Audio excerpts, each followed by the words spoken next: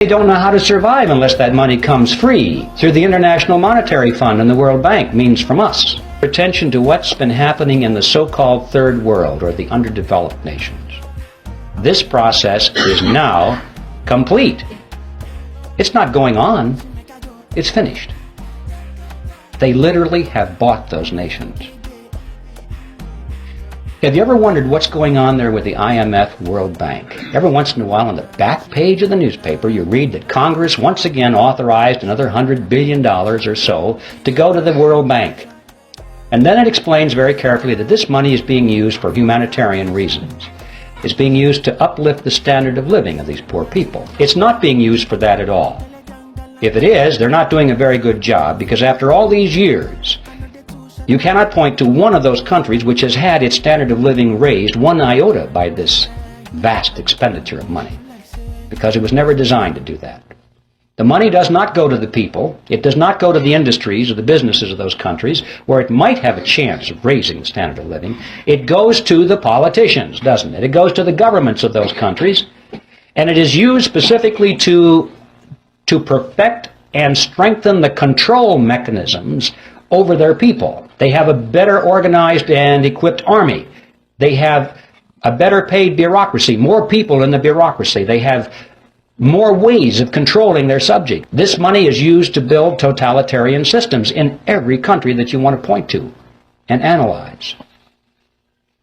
You see, these people, these leaders of these countries, for the most part, couldn't care less about the standard of living of their subjects as long as they live well. They live in their mansions, have their yachts, their jet aircraft, and they go to New York and live in the Waldorf Astoria while they attend United Nations meetings.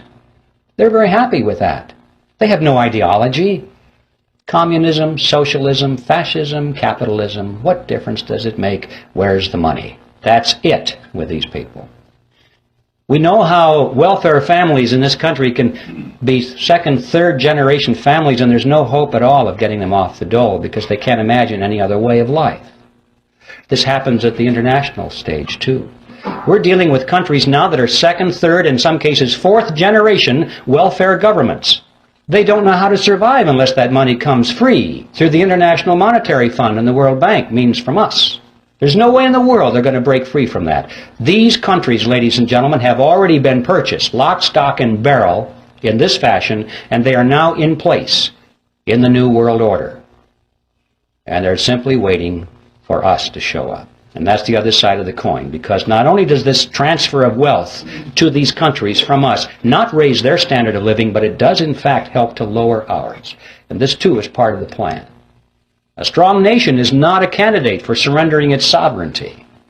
But if a nation can be brought to its knees, if it is hungry, desperate, if it has chaos in its streets, if it has political turmoil, then the people in that nation will much more likely accept any solution that's offered to them by their government or by a world government.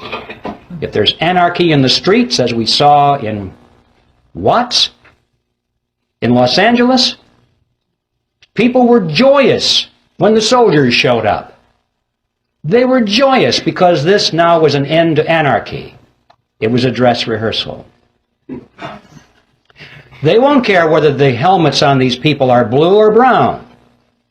If it says UN on the side, that won't make any difference. They'll say, thank God for the UN finally brought and restored peace to our streets. And if people are hungry and they're out of work and they don't know what to do in the economy, they'll be so thankful for a UN monetary unit which has purchasing power a little bit. Thank God for this UN money. The name of the game now